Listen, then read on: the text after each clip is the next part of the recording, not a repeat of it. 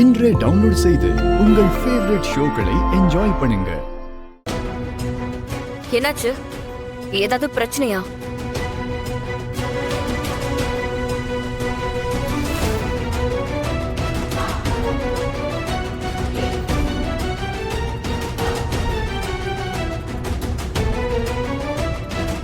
என்ன பாரதி சொல்றீங்க? பணத்தை காணோமா? நேத்து வரைக்கும் லாக்கர்ல தானே இருந்துச்சு. நேத்து நான் வீட்டுக்கு போறப்போ செக் பண்ணிட்டு தானே போனேன். இப்ப எப்படி? மேனேஜர், என்ன இவ்ளோ கேர்லெஸ்ஸா இருந்திருக்கீங்க? மேடம், நான் நேத்து ஈவினிங் பார்த்தப்போ பணம் இருந்துச்சு மேடம். பட் காலையில நான் பார்க்கல. சாவியும் என்கிட்ட இல்ல மேடம்.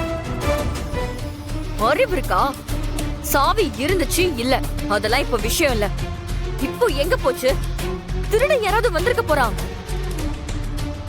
அந்த சந்தேகம் வந்துருச்சுன்னா நாம போலீஸ்ல கம்ப்ளைண்ட் பண்ணிடலாம். அவங்க வந்து விசாரிச்சா நல்லது தானே. என்ன பாக்குறீங்க? அவ்வளவு பெரிய அமௌண்ட் மிஸ் ஆயிருக்கு. இதெல்லாம் சும்மா எடுத்துக்க முடியாது. நான் இப்பவே போலீஸ்க்கு போன் பண்றேன். மித்ரா, என்ன ஆச்சு? என்ன விஷயம்? ஏதாவது ப்ராப்ளமா?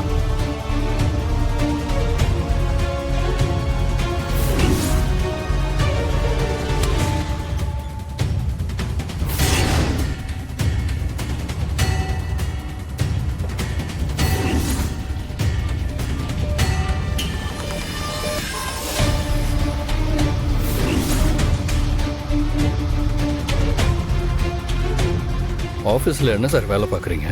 உங்களுக்கு ஒரு பொறுப்பு கொடுத்துருக்காங்கன்னா அதுக்கு வேல்யூ பண்ணுற மாதிரி நடந்துக்கணும். அதை விட்டுட்டு அசால்ட்டாக பணத்தை காணும்னு சொல்கிறதுக்கா மாதம் மாதம் சம்பளம் வாங்குறீங்க?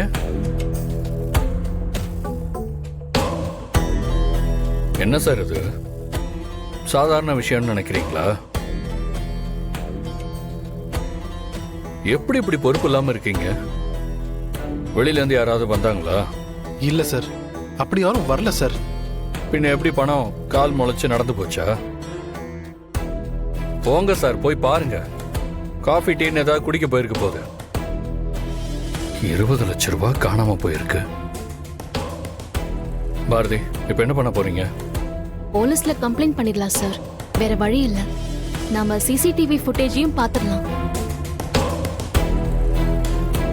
பாரதி, 2 நாளா சிசிடிவி ஒர்க் ஆகலன்னு நான் காலையிலே கம்ப்ளைண்ட் கொடுத்துட்டேன். காட், இந்த ஆபீஸ்ல என்னதான் ஒழுங்கா நடக்குது? என்ன மித்ரா, இவ்வளவு கேர்லெஸ்ஸாவா இருக்கிறது? சரி பாரதி, நீங்க போலீஸ்க்கு இன்ஃபார்ம் பண்ணுங்க, அவங்க வரட்டும். ஓகே ஆதி. ஆதி, நாமளே விசாரிச்சுக்கலாம். அதுக்கப்புறம் வேணும்னா போலீஸ் கிட்ட போலாமே. அண்ணன் வேற ஆபீஸ்ல இல்ல. அப்புறம் தேவையில்லாம போலீஸ்லாம் வந்தா நம்ம பேரு தான் கெடும். No Mitra, you are wrong.